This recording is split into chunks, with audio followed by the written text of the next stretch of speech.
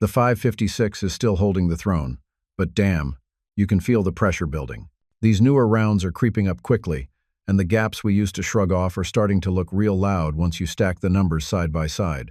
Hey, this is Ted from Line 4-5, and I'm laying out the 6 calibers that are catching 5.56 fast, why they're suddenly everywhere in 2025, and the real-world advantages folks don't figure out until they hit the range and see the difference for themselves. Before we dive in, do me a solid. Smash that subscribe, tap the bell, hit all the dang buttons down there. You don't gotta, but it keeps this train rolling and lets me crank out more of this wild gun talk for y'all. Alright, enough of that. Let's get back to it. 224 Valkyrie. When people start talking about calibers that are actually catching 5.56, the 224 Valkyrie is right near the top of my list.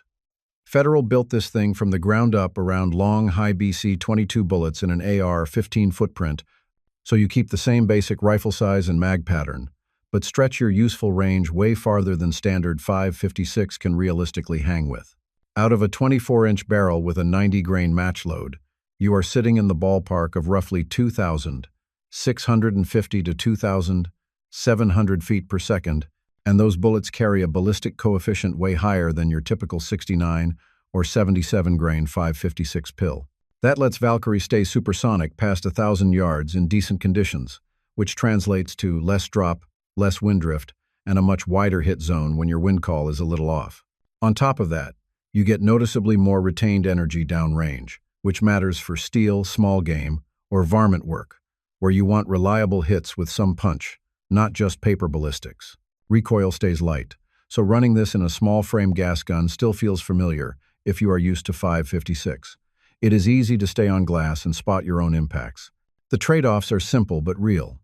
You need the right fast-twist barrel to stabilize those long bullets, and the round likes quality ammo if you want that long-range performance to show up on target. The 5.56 is still the king on availability and bulk pricing, but for an AR that actually makes sense past 600 yards, Valkyrie earns a serious look.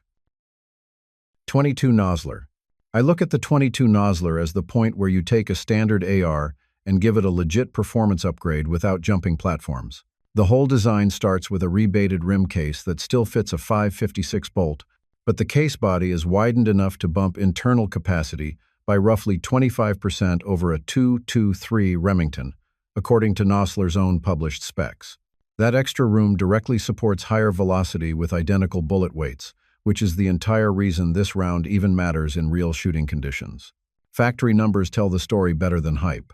Nosler's 55-grain ballistic tip load is rated at about 3,350 feet per second out of an 18-inch AR barrel.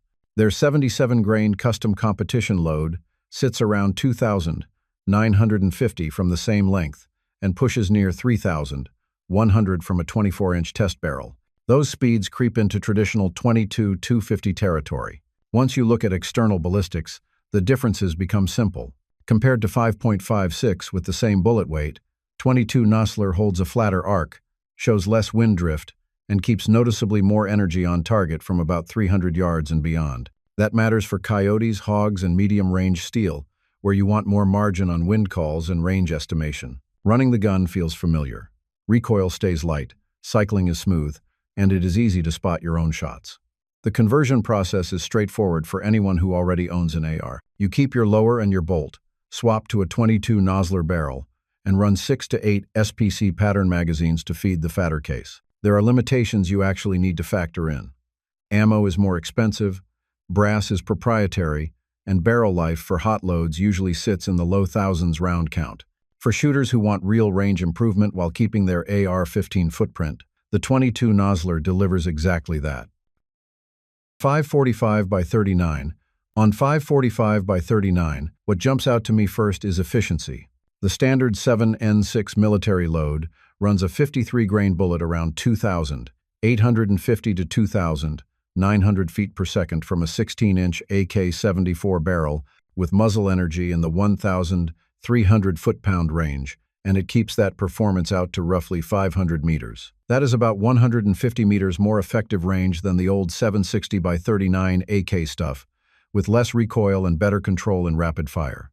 You end up with a light, skinny bullet that holds velocity well for its size and has a decent ballistic coefficient for a service round. so your trajectory and wind calls look closer to 556 than most people expect. From behind the gun, it feels soft. Recoil impulse is noticeably lighter than 7.6 2x39 and in the same ballpark as 556, especially with a proper AK-74 style break. That makes it easy to stay on target and run strings without fighting the gun. For a guy who likes to shoot a lot in one session, that low recoil plus the traditionally cheap steel case ammo used to be a big selling point. Effective terminal behavior on soft targets comes mostly from yaw and tumble, not big expansion. And the early 7N6 load picked up a reputation in Afghanistan for ugly wounds once it started to yaw in tissue. In the US, the catch is supply. The ATF cut off surplus 7N6 import in 2014, calling it armor-piercing handgun ammo, and broader sanctions on Russian ammunition that kicked in after 2021 pushed 545 pricing up and availability down. So 545 absolutely hangs with 556 in recoil and trajectory. But it leans hard on import politics and niche demand, which is why most American shooters still default to 556 for training and stocking deep. 222 Magnum. In my head, the 222 Remington Magnum sits in a weird slot between classic bolt-gun varmint round and almost 223, and that is exactly why it still makes sense in this conversation. No cap. Remington basically stretched the original 222 case in the late 1,950 seconds and bumped powder capacity, chasing a higher velocity 22 that would still run in short actions. With a 24-inch test barrel, you are looking at roughly 3,800 feet per second, with a 40-grain bullet, around 3,470 with a 50-grain, and a bit over 3,290 with a 55-grain soft point, all right around 1,300 foot-pounds of energy at the muzzle. That puts it firmly in the high-speed varmint category with a very flat arc inside typical predator ranges. From a shooter's perspective, I treat it as a precision and consistency play more than a fight caliber. The long neck and efficient case geometry make it friendly for handloaders who want tight runout and repeatable bullet seating. Varmint and Benchrest guys ran it hard for years for exactly that reason, working with 40 to 55 grain match or varmint bullets and getting tiny groups with good barrels and glass. For coyotes, prairie dogs, and similar targets inside roughly 300 to 350 yards, that velocity plus a light, explosive bullet gives very clean hits with minimal holdover and light recoil. It feels closer to a hot 223 than some exotic wildcat, which keeps it easy to shoot for long strings. There are trade-offs that keep it from being mainstream like 556. Ballistically, modern 223 loads sit in almost the same neighborhood, and the 223 won the logistics war with military adoption and global ammo support. 222 Rem Mag rifles and factory ammo are limited, mainly from niche manufacturers, and brass is not something you just grab off any shelf. So I see it as a specialist tool. For the guy who wants a slick, accurate varmint bolt gun that outclasses old-school 222 and hangs with, or slightly edges, 223 in speed, this cartridge still pulls its weight.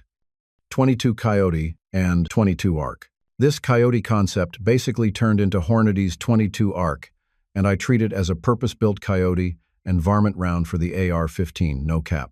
The original 22 Coyote side project at Hornady was literally about chasing 22 250 level performance in an AR-15 footprint, and that work finally landed as the sporting arms and ammunition manufacturer's standard 22 advanced rifle cartridge in 2024.